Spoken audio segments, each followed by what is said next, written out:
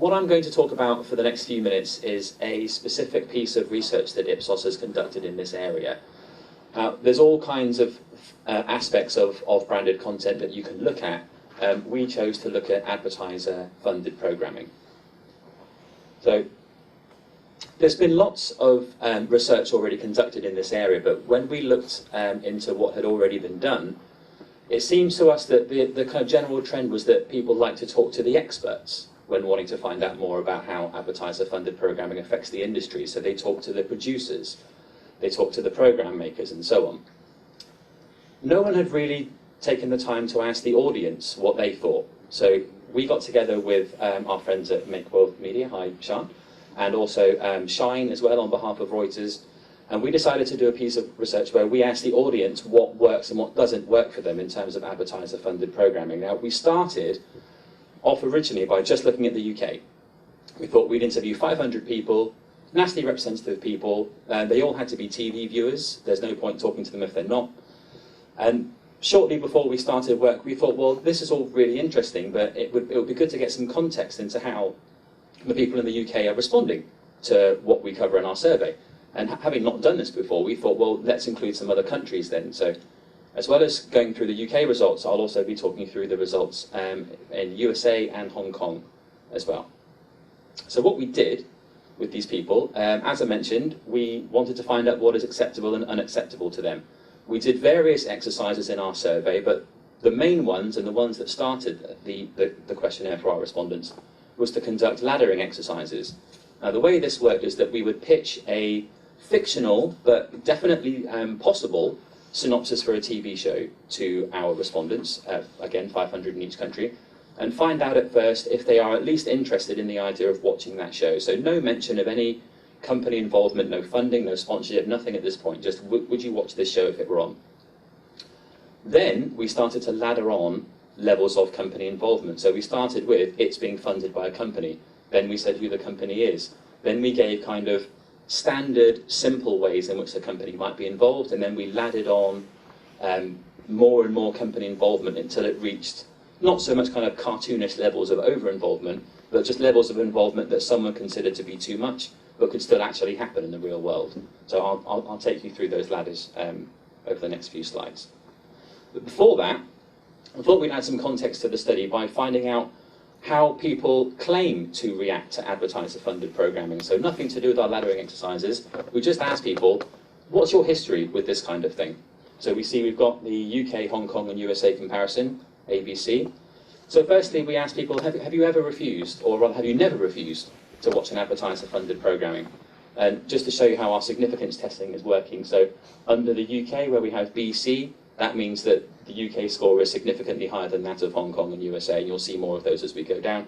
So in the UK, they are the ones who are most likely to have never refused to watch an advertiser-funded program as per their claim. They were also the ones who feel that they would never refuse to watch an advertiser-funded program. So just before I go down the rest of these, I found these, I mean, bear in mind they are claims, but I found these results fairly surprising because the way we expected this to go in terms of how kind of happy people would be with advertiser-funded programs, I figured that Hong Kong would be kind of up here somewhere, and the USA would be kind of here, and the UK would be down here, just based on the differing levels of regulation for this in each of those markets. You know, the reason we chose the USA, UK, and Hong Kong was because it's so different there. But at the moment, it looks like the UK think that they're kind of the coolest country as far as this goes. So we then, in the UK, are generally more likely than Hong Kong at least to say, we've never refused, but we would if the sponsor was inappropriate. And I'll just quickly go through the last few of these. So I have refused to watch because of the sponsor. That's more likely to happen in the USA. No one really minded this one. I have refused to let others watch because of the sponsor. That didn't really get a very high proportion of people. I don't always notice if a company is funding the program I watch. So some higher figures seen now. I don't mind as long as the identity of the sponsor is made clear. It's a good thing. Advertiser-funded programming is good, as it means that the program gets made. Again, lower scores for Hong Kong, not quite what I expected. And then finally, it's a good thing because it ensures that the program is better than it would have been without this funding. And again, lower scores for Hong Kong. So this is the claims. Now we'll go into our best representation of the actual by showing you the laddering exercises. So the first program that we pitched, again, entirely fake, but also entirely plausible. In fact, I believe a program like this has actually been made since we did this, so, you know, very good at predicting the future. Not sure who's funding it, though. So we pitched a nice British adventure, a nice kind of Sunday afternoon, high production values, someone famous hosting it, you know, travelling around the country looking at all the best landscapes and so on was how we put it to our respondents. Better worded than I just did it, obviously. But, so we asked people if they were just interested in watching the show, didn't mention that there was a funding company, and then we heaped on their levels of involvement. So, here we are. So we'll start with the UK. So 500 people. And we just asked them, are you interested in watching this show? And at that point, 93 of the 500 people decided, just at that point, I'm not interested in watching the show. So that's fine. We've already weeded out the people who were not even going to talk about the advertiser-funded programming aspect of it. Then we said it would receive funding from a company. And at that point, 20 people decided to walk away from the idea of watching the show at all. So not a particularly offensive proposition to the people who are still interested in watching the show. Then we said who the company was. So we said that a car manufacturer would be funding this show, and only 14 people left at that point. So we're still kind of chipping away at our total, but when you see what happens later, 14 people walking away at that point isn't particularly offensive. And just for those who haven't seen this number at the bottom, that's how many we have left now. That's our running total after people walk away.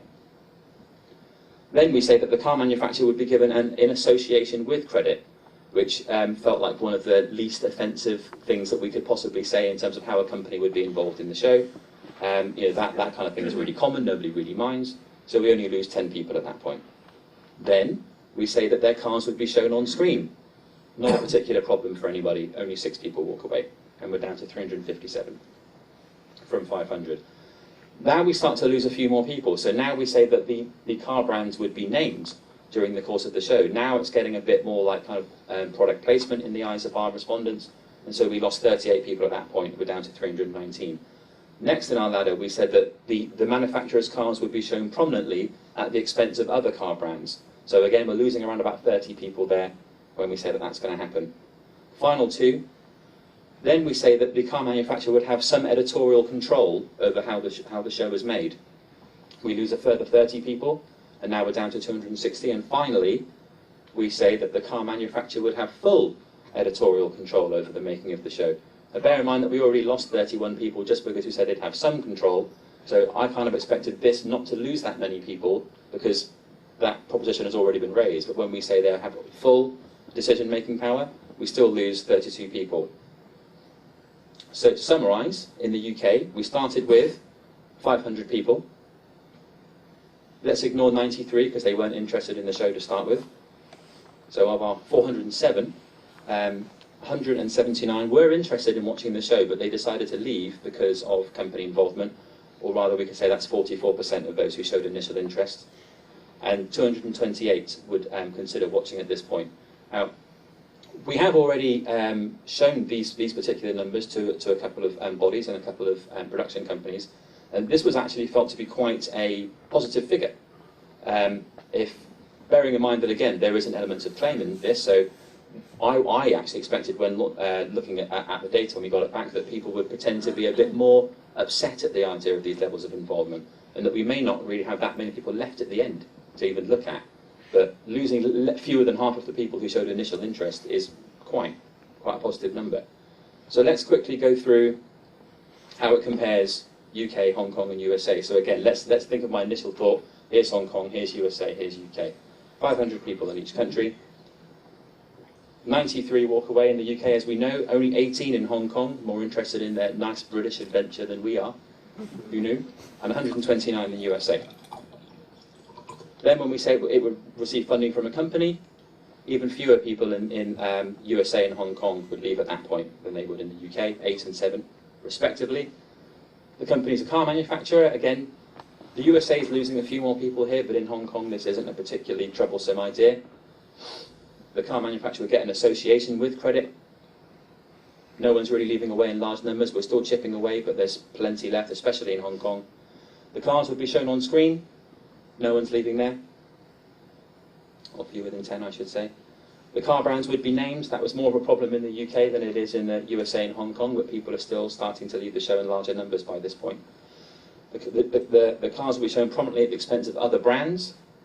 Not terribly problematic in the USA and Hong Kong by comparison. So, but as you look at the way that the bars are dropping, though, it kind of disproved my initial hypothesis of where everyone would stand with each other. UK and USA are kind of standing side by side in terms of where they're at with this laddering exercise. And in Hong Kong, they're much more easygoing with the idea. Some editorial power, again, USA and UK standing together, less so in Hong Kong. And finally, full editorial control, not a particular problem in Hong Kong at all, whereas in the UK and USA, a lot more people are lost. So just to quickly summarise, here we see the number of people in each market who weren't interested in the show to begin with, and how many left because of some level of company involvement, and how many are still considering watching from our initial base of 500. So why? Why did they leave? So we also asked people after the laddering exercise, if they dropped out, what made you drop out at the point you left? So not many people were particularly upset by the idea there was a funding company attached to it. Everyone's used to that kind of thing, even here in the UK. No one really minded that it was a car company. That was quite a good mix, we thought, between brand and programme. Quite a few people minded that it would turn into an ad for the car company. This and the examples below are, again, they're all kind of showing how the programme itself is being affected by the company involved in the show. So the emphasis will be taken away from the landscapes. The interests of the car company have nothing to do with the show, it's all about themselves. And finally, the quality of the programme would drop. Oh, not finally. The company shouldn't be allowed to publicise themselves in this way. So there is a cut-off point, but where is it? You can look at the data we've got in several different ways to discover where you think the cut-off point might be. You might say in Hong Kong that there is no cut-off point. I'm not particularly sure there is one. By the time we've thrown everything we could possibly think of at them to try and find something that they would object to, the vast majority of them were still happy to watch the show. In the UK and the USA, we felt that the cut-off point was where what you see on screen is starting to be affected by the involvement of the company. Not so much their involvement or their credits or anything like that, but what they're actually doing within the show. But how important is the fit between the programme and the company? We think it's really important, and the next few examples that I'm going to show are some where the show and the brand complement each other to the benefit of those who are watching, and some where it's a real heavy mismatch, and you'll see just how the laddering exercise changes. So here are some examples where we didn't do a laddering exercise, we just came up with some examples of brand and programme that we thought would be a good match. And so we simply asked people, would you watch the show? And we've got some top 2 box scores to show you. So let's look at the first one. A cookery programme sponsored by a supermarket chain. That already exists. Not all of these examples exist, but that one already exists. When we first looked at this data, and the one for the other shows, which I'll show you in a second, I was a little bit surprised into thinking maybe that theory is not correct, and that in actual fact the match between the brand and the programme isn't that big a consideration. If you go down our list, the kind of top 2 box scores, at least in the UK and USA, get smaller and smaller. So a singing talent show funded by a major record label kind of makes sense as an idea to put 2 things together. A computer show funded by an electronics company, a fashion programme funded by a store chain, and finally a programme about beauty and well-being funded by a cosmetics brand. So when you look at these figures, you think, well, maybe it's not all about a good mix between the brand and the programme. But then we looked at this a different way, and we thought, well, let's cut out the people like we did in the laddering exercise who aren't even interested in the genre of programming in the first place. So if you remove people who don't care about cookery shows and singing talent shows and so on, there is much more uniformity in terms of the top 2 box scores, and that's where you see the mix between the brand and the programme come into play. You get those 2 things right, people will be less likely to object to the show if they're interested in that genre of programming in the first place. So let's look now at our example of a bad mix between a programme and a brand. We looked at a surfing show, and again we promised high production values and nice beaches and good looking people and surfing action and famous people hosting and so on. And we said it would be sponsored by an oil company. So a much more objectionable mix. We amended our laddering exercise as well, obviously because we weren't able to say that the oil company would be shown on screen at the expense of other oil companies. So we had to amend our laddering exercise somewhat, but you'll see what we did as we go on. We'll start right away with a comparison between the three markets. So UK, Hong Kong, USA, 500 each. And that's how many walked away. So, you know, that's okay. That's not really what we're here to discuss. It's a more of a niche show idea, this surfing thing, than a nice British adventure. So we weren't massively surprised to see we lost quite a few people right off the bat. Hong Kong, though, still interested in watching anything we pitch to them. Surfing show, why not? I'll take that. So then, we said it would receive funding from a company. As before, nobody really minds that idea. Then we say that it would be an oil company, and we see quite a large drop-off in the UK and the USA. You might say that's one of the two cut-off points that we have for this laddering exercise. Still, not a massive problem in Hong Kong, but we see in a minute how the oil company does become a problem for them eventually. The oil company would receive an association with credit.